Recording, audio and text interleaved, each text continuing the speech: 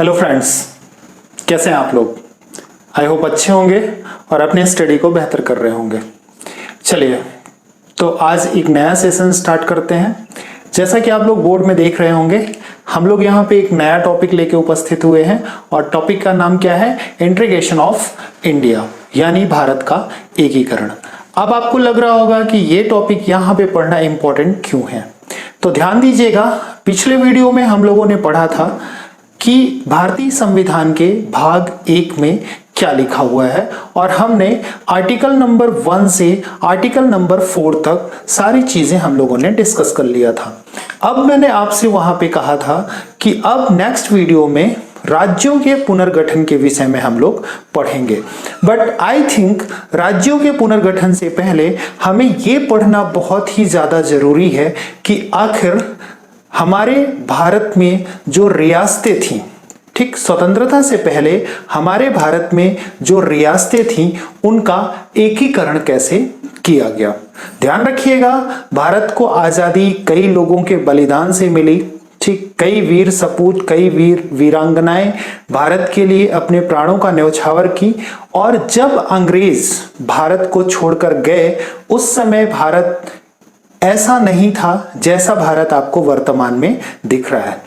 उस समय भारत कई खंडों में बटा हुआ था और इन खंडों को जोड़ना एक बहुत ही बड़ा काम था, और ये काम का जो भार था वो था हमारे भारत के प्रथम गृह मंत्री, होम मिनिस्टर सरदार वल्लभ भाई पटेल जी के कंधों में, और ये जिम्मेवारी उन्होंने बखूबी निभाई और बहुत ही अच्छी तरह से डिप्लोमेटिक वे में, मतलब जो भी तरीका आप कह सकें, ठीक है, डिप्लोमेटिक वे में और बहुत सारे तरीकों से उन्होंने भारत का एकीकरण किया, जो भारत आज आप देखते हैं। ठीक, नहीं तो अगर इस भारत का एकीकरण नहीं हुआ होता तो शायद जो तस्वीर आज आपको भारत की दिखती है वो तस्वीर नहीं होती। तो चलिए सबसे पहले यहां पे देख लेते हैं कि जब भारत आजाद हुआ उस समय, या जब आजाद करने का अधिनियम आया, ठीक, भारत का स्वतंत्रता अधिनियम जो आया 1947 में, उस समय हमारा इंडिया कैसा था। तो ध्यान दीजिएगा, उस समय जो इंडिया था ये मुख्यतः दो रूपों में आपको दिखेगा। एक कौन सा रूप था, एक था ब्रिटिश इंडिया, ब्रिटिश इंडिया, और दूसरा जो आपको दिखता है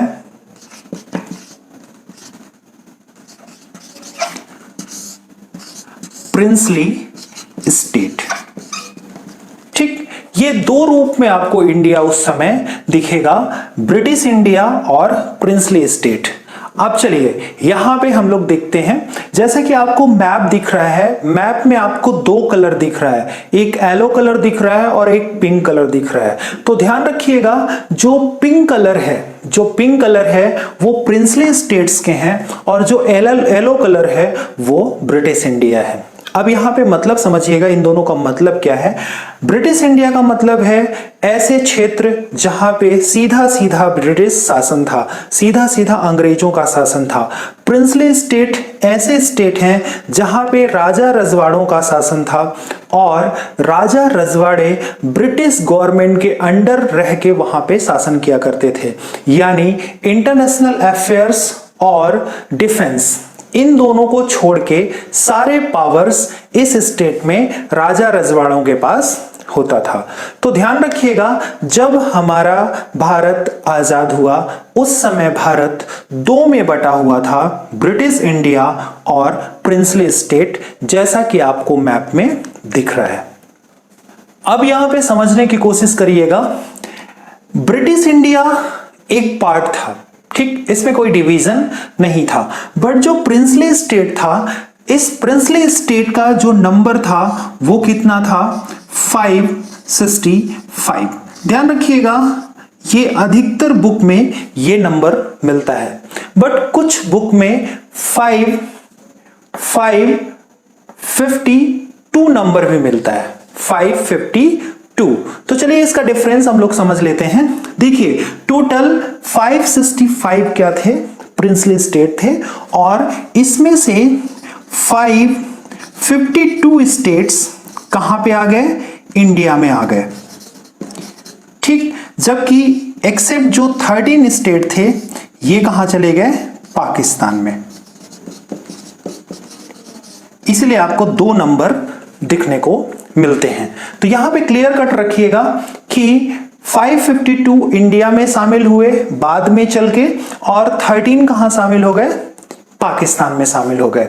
ठीक, अब देखिए सबसे बड़ी बात थी, सबसे बड़ी बात यहां पे क्या थी कि ये 565 जो प्रिंसली स्टेट थे इनको कैसे इंडिया में शामिल किया जाए। ठीक है, सबसे बड़ा काम था, और यही काम किसने किया, सरदार वल्लभ भाई पटेल ने। और सरदार वल्लभ भाई पटेल ने 6 मई 1947 ये इस डेट से उन्होंने क्या किया, ये भार या आप कह सकते हैं ये कार्य करना उन्होंने स्टार्ट कर दिया। अब चलिए इस सेशन में हम लोग समझेंगे कि इनको एकीकृत करने में कौन कौन सी समस्याएं सामने आई, ठीक है, किस तरह से एकीकृत हुए, ठीक है, ये चीजें हम लोग यहां पे समझेंगे। तो चलिए इसमें हम लोग आगे बढ़ते हैं। जनरली आप लोग किताबों में पढ़ते हैं कि ये जो आपकी 552 रियासतें थी, प्रिंसली स्टेट थे, इनमें से जो 549 प्रिंसली स्टेट थे इन्होंने इंस्ट्रूमेंटल एसोसिएशन यानी आप कह सकते हैं विलय पत्र में सिग्नेचर करके और भारत में शामिल हो गए थे। बट 3 रियासतें ऐसी थीं जो भारत में बड़े मुश्किल से शामिल हुई, और वो कौन थी, जूनागढ़, जम्मू कश्मीर और हैदराबाद। बट ध्यान रखिएगा इन 3 रियासतों के अलावा भी 2 रियासतें ऐसी थी जिनको भारत में शामिल करने में थोड़ी सी मेहनत करनी पड़ी। ठीक, तो चलिए पहले उन 2 रियासतों को हम लोग देख लेते हैं, और उसके बाद हम लोग मेजर पॉइंट्स में चलेंगे कि अगली जो 3 रियासतें हैं उनको कैसे भारत में शामिल किया गया। तो ध्यान रखिएगा यहां पे जो मैं पहली रियासत के विषय में आपको बताने वाला हूं, या अभी आप केवल इतना दिमाग में रख सकते हैं कि जो 552 प्रिंसली स्टेट्स थे, इन 552 प्रिंसली स्टेट्स में से 549 प्रिंसली स्टेट क्या हुए, भारत में शामिल हो गए विलय पत्र के द्वारा। बट जो 3 प्रिंसली स्टेट थे ये भारत में बाद में कुछ एफर्ट से ये क्या हुए, शामिल हुए। बट ध्यान रखिएगा इन्हीं में से 2 प्रिंसली स्टेट ऐसे थे जिनके लिए भी बहुत मेहनत करना पड़ा, और साथ ही साथ ध्यान रखिएगा इन्हीं 2 में से एक प्रिंसली स्टेट ऐसा था जो भारत में सबसे लास्ट में शामिल हुआ, जो भारत में सबसे लास्ट में विलय किया गया। ठीक, तो चलिए समझते हैं। यहां पे जो सबसे पहली आपकी प्रिंसली स्टेट है, जो सबसे पहली आपकी रियासत है वो क्या है, समझिएगा, त्रावणकोर। त्रावणकोर, ध्यान रखिएगा त्रावणकोर ये सबसे पहली रियासत है जिसके विषय में हम लोग चर्चा करेंगे। ध्यान रखिएगा जैसा कि आपने मैप में देखा था कि जो सबसे सदर्न पार्ट है, जो सबसे दक्षिणी भाग है, जहां आज आपको क्या दिखाई देता है, केरल, जहां आज आपको केरल दिखाई देता है, ये पहले क्या था, त्रावणकोर था। ये पहले क्या था, त्रावणकोर था। अब यहां के जो दीवान थे, ध्यान रखिएगा यहां के जो दीवान थे ये क्या नाम था इनका, इनका नाम था रामास्वामी अय्यर। ये जो रामास्वामी अय्यर थे ये त्रावणकोर को भारत में शामिल नहीं करना चाहते थे, या कह सकते हैं कि ये एक इंडिपेंडेंट नेशन बनाना चाहते थे, ये एक इंडिपेंडेंट नेशन बनाना चाहते थे। अब देखिए यहां के जो राजा थे, यहां के जो राजा थे क्या नाम था इनका, थिरुन्नल बलराम वर्मा।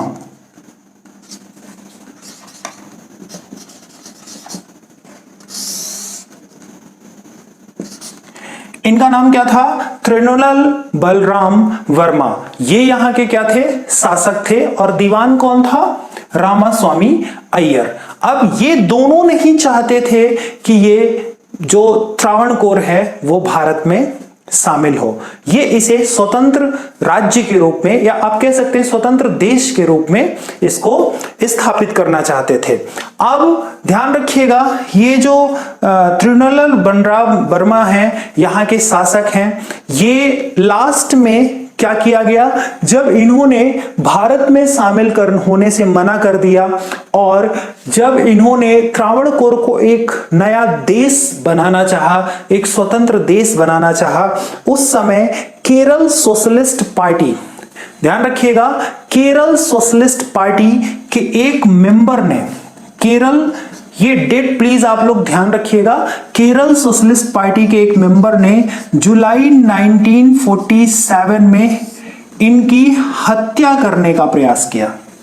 और इसी विरोध में, क्योंकि ये भारत में शामिल नहीं होना चाहते थे, और इसी विरोध में सोशलिस्ट पार्टी के एक मेंबर ने इनकी हत्या करना चाहा, और इसी वजह से ये 30 जुलाई 1947 को ये क्या किए, भारत में विलय पत्र के द्वारा, विलय पत्र में हस्ताक्षर कर क्या किए, भारत में शामिल हो गए। तो यहां पे हम लोगों ने समझा कि किस तरह से त्रावणकोर भारत में शामिल हुआ। मैंने आपसे यह कहा था कि जो 549 प्रिंसली स्टेट्स थे, उनमें से भी 2 स्टेट ऐसे थे जो विलय पत्र प्रारंभिक रूप में शामिल नहीं हुए, बल्कि बाद में विलय पत्र के द्वारा उनको शामिल किया गया। और इन रियासतों में भी कुछ ना कुछ प्रॉब्लम थी, यानी ये भी अपनी बात पे अड़े हुए थे कि नहीं, हम शामिल नहीं होंगे, हम एक स्वतंत्र राष्ट्र बनाएंगे। ठीक, तो आई होप आपको त्रावणकोर के बारे में जितनी इंफॉर्मेशन है वो क्लियर हो गई होगी। तो देखते हैं अगला प्रिंसली स्टेट कौन सा था जिसमें कुछ प्रॉब्लम हुई या जिसने अपने आप को स्वतंत्र देश के रूप में स्थापित करना चाहा। तो दूसरी जो है वो क्या है, भोपाल। और यहां पे एक चीज ध्यान रखिएगा, ये सबसे आखिरी रियासत है जिसको भारत में शामिल किया गया, यानी सबसे आखिरी में अगर कोई रियासत शामिल हुई तो वो कौन हुई, भोपाल। ध्यान रखिएगा, ये जो भोपाल है, ये जो भोपाल है, इसको 1723 या 24 में मोहम्मद, आप ये कह सकते हैं इसका पूरा नाम, दोस्त मोहम्मद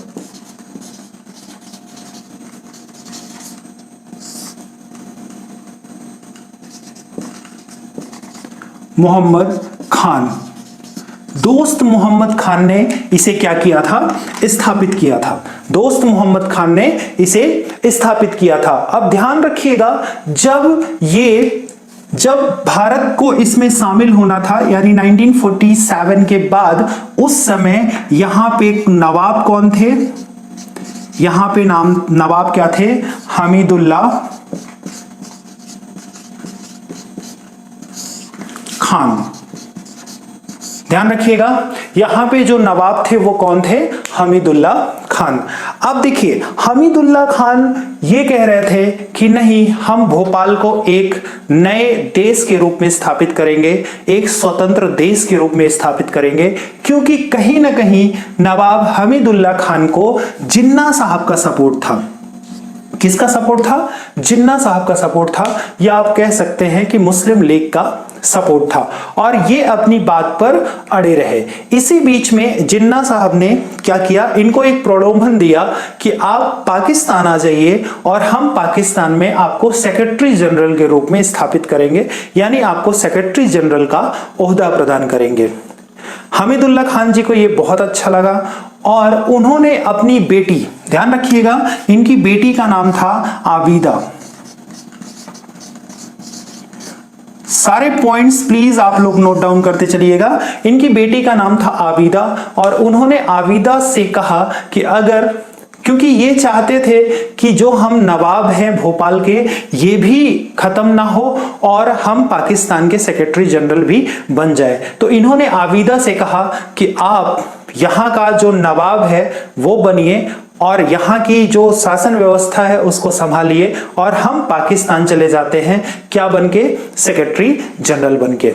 बट यहाँ पे आबिदा ने इस प्रपोजल को एक्सेप्ट नहीं किया, इसे रिजेक्ट कर दिया, जिसकी वजह से हामिदुल्लाह खान को भोपाल में ही रहना पड़ा नवाब बनके। अब ध्यान रखिएगा, हामिदुल्लाह खान एक बहुत ही पढ़े लिखे व्यक्ति थे। ध्यान रखिएगा, इन्होंने प्रिंसली स्टेट का चेयरपर्सन भी इनको बनाया गया था और शायद स्वतंत्रता तक, ठीक, जब पाकिस्तान का विभाजन हुआ, जब इंडिया का जब गठन हुआ है ना, एक अभी का इंडिया जो बना, तब तक ये प्रिंसली स्टेट के क्या थे, चेयरपर्सन ही थे। ठीक है, अलीगढ़ मुस्लिम यूनिवर्सिटी के स्कॉलर थे ये। अब यहां पे क्या हुआ, हामिदुल्लाह खान यहां पे शासन व्यवस्था संभालते रहे। अब इसी बीच में इन्होंने क्या किया, इन्होंने मार्च 1948 में, ध्यान रखिएगा, मार्च 1948 में इन्होंने भोपाल को एक स्वतंत्र इंडिपेंडेंट नेशन के रूप में क्या किया, स्थापित कर दिया, उसकी घोषणा कर दी। 2 महीने बाद मई में इन्होंने एक मंत्रिमंडल भी स्थापित कर दिया, इन्होंने एक मंत्रिमंडल भी स्थापित कर दिया। ठीक, बट इसी बीच में सरदार वल्लभ भाई पटेल और मेमन, आप जानते होंगे, मेनन साहब को जानते होंगे, है ना, ये सहयोगी थे सरदार वल्लभ भाई पटेल के, और आप कह सकते हैं कि ये ब्रिटिश गवर्नमेंट में, ब्रिटिश मशीनरी में भी इन्होंने काम किया था। तो मेनन साहब और डॉक्टर भीमराव सरदार वल्लभ भाई पटेल ने प्रयास किया कि इनको कहीं किसी भी तरह से क्या किया जाए, भारत में शामिल किया जाए। फिर उन्होंने हामिदुल्लाह खान पे एक दबाव बनाना स्टार्ट किया और इस तरह से, ध्यान रखिएगा, इस तरह से 30 अप्रैल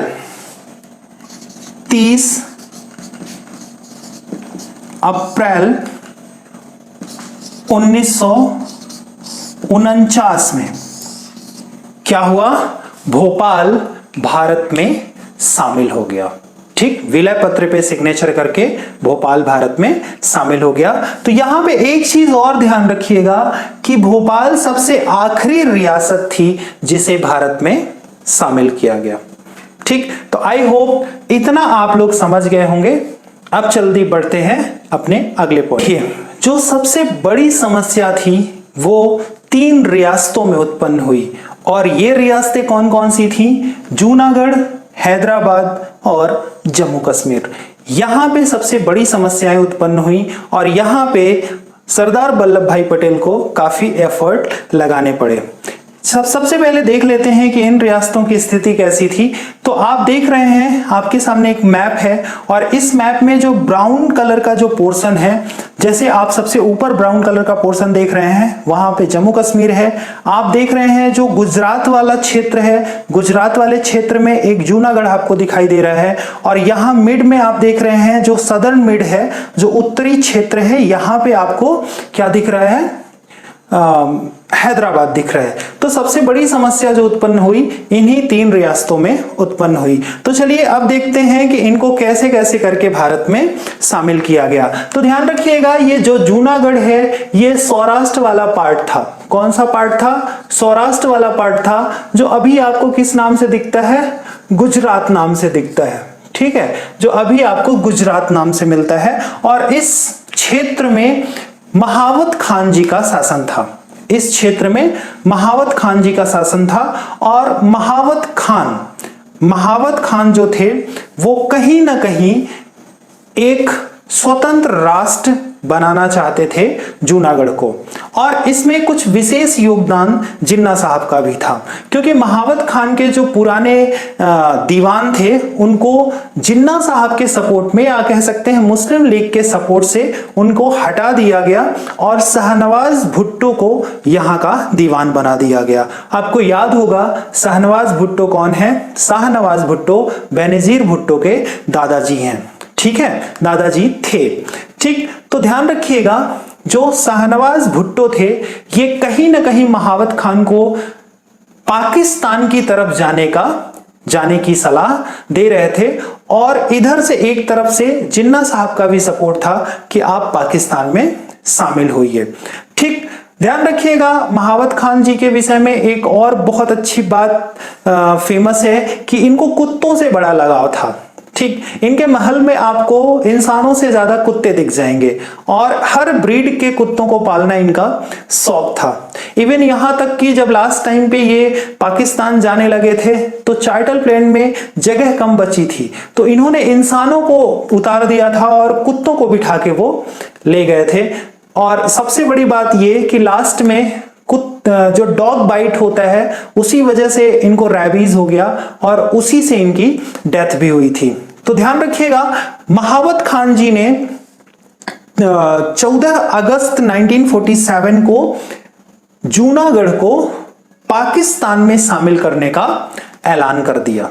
ठीक, बट कहीं ना कहीं सरदार पटेल जी ये चाहते थे कि जूनागढ़ अगर पाकिस्तान में शामिल हुआ तो एक जो क्षेत्र है, जो इंपॉर्टेंट फील्ड है या इंपॉर्टेंट लैंड है इंडिया के लिए, क्योंकि ये गुजरात वाला पार्ट है और आप जानते हैं कि गुजरात वाला पार्ट काफी मिनरल है ना, और चीजों से काफी वहां पे मतलब इकोनॉमिकल जोन एक है। ठीक, तो सरदार वल्लभ भाई पटेल नहीं चाहते थे कि ये पाकिस्तान में शामिल हो, तो इसी वजह से सरदार वल्लभ भाई पटेल ने एक आर्थिक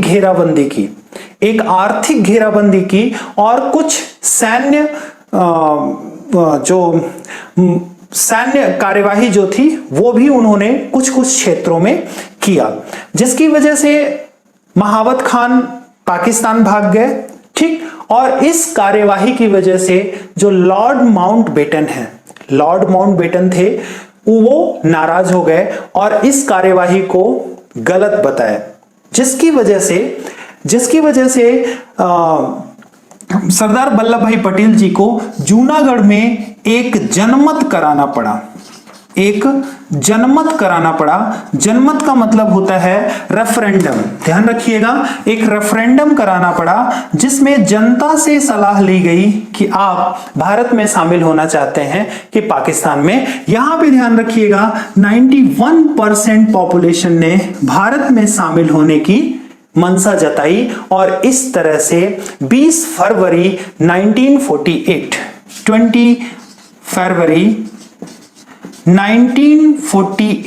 ध्यान रखिएगा, अनौपचारिक रूप से तो इसे पहले ही शामिल कर लिया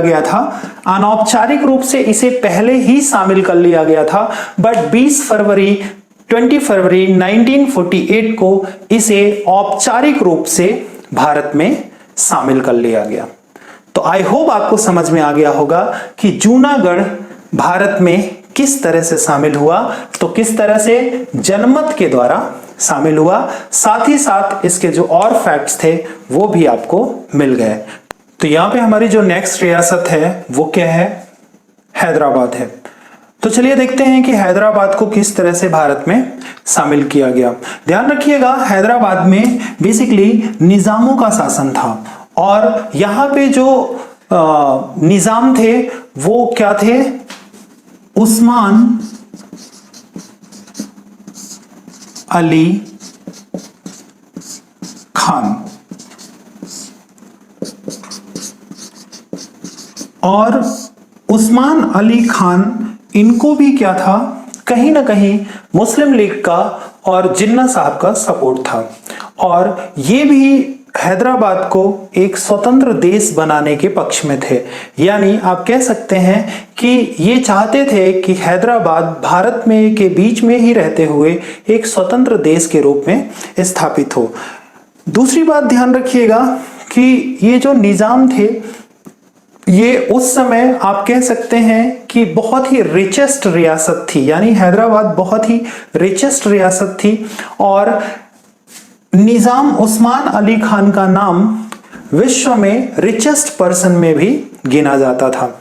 ठीक, अब यहां पे क्या हुआ, यहां पे जो जिन्ना साहब थे इन्होंने इनको ये भी सपोर्ट किया था कि अगर आपको कभी सैन्य कार्यवाही की जरूरत भी पड़ी तो आप भारत के लिए सैन्य कार्यवाही भी करिए और इसका हम पाकिस्तान की सेना भी इसके लिए आपको क्या करेगी, सहयोग करेगी।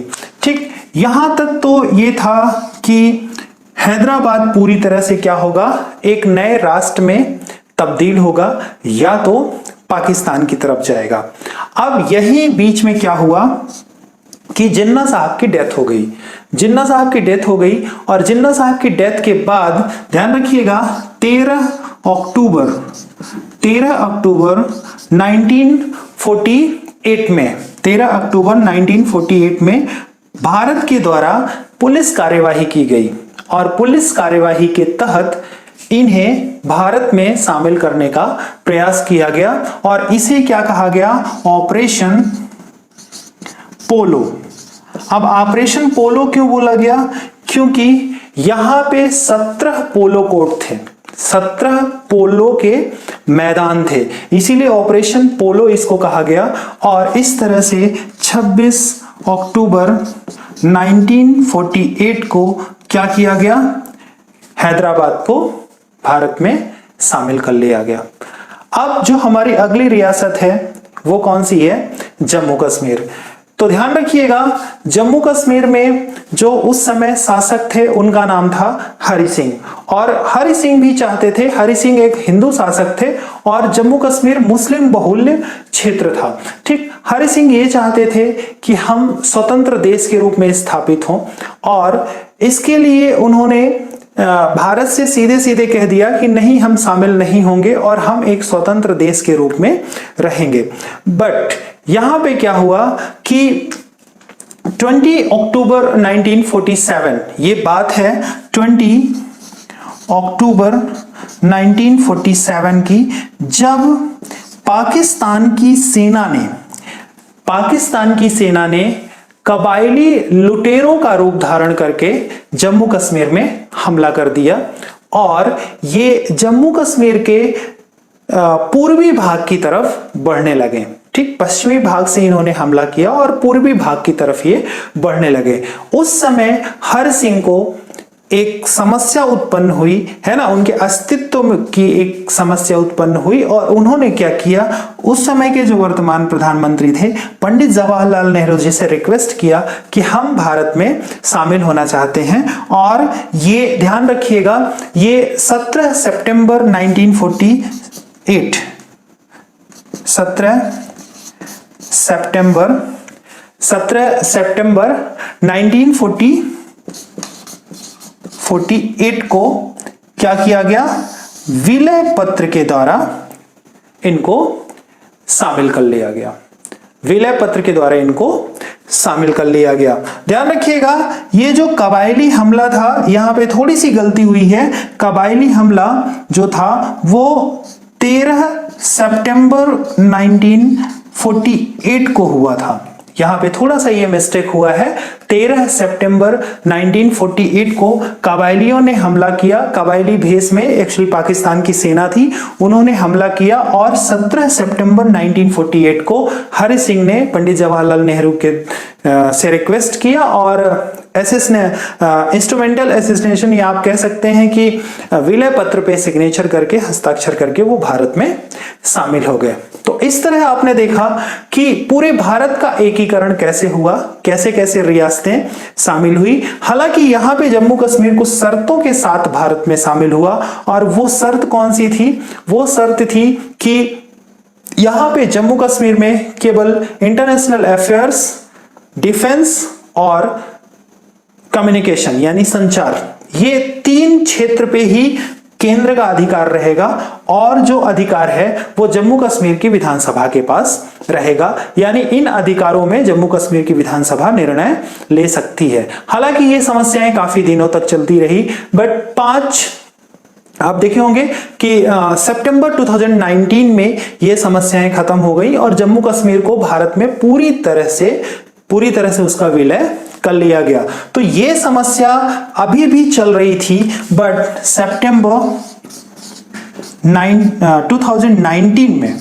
सितंबर 2019 में ये समस्या पूरी तरह से खत्म हुई और ये पूरी तरह से जम्मू कश्मीर भारत में क्या हो गया, विलय हो गया।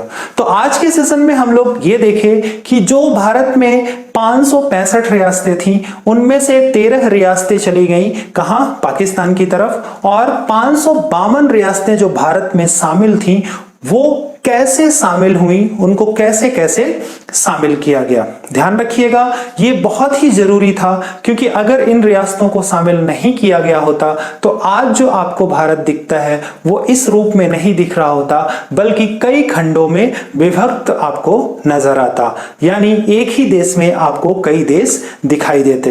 तो चलिए, ये आपको अच्छे से समझ में आ गया होगा, आपने इसकी नोट्स बना ली होगी। और ध्यान रखिएगा कि यहां पे हमने ये समझ लिया, जैसे मैंने आपको बताया था कि पहले भाग में हम लोगों ने 4 आर्टिकल्स को समझ लिया था, और अभी इस वीडियो में हमने ये समझ लिया कि भारत का एकीकरण कैसे हुआ, रियासतों का विलय भारत में कैसे किया गया।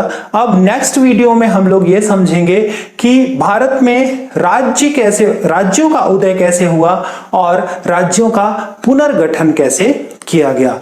नेक्स्ट वीडियो बहुत ही इंटरेस्टिंग होगी, क्योंकि उसमें बहुत सारे संशोधन और बहुत सारे फैक्ट आपको मिलेंगे। तो प्लीज वीडियो को ध्यान से देखा करिए, नोट्स बनाया करिए, ताकि आपकी स्टडी बेहतर हो सके।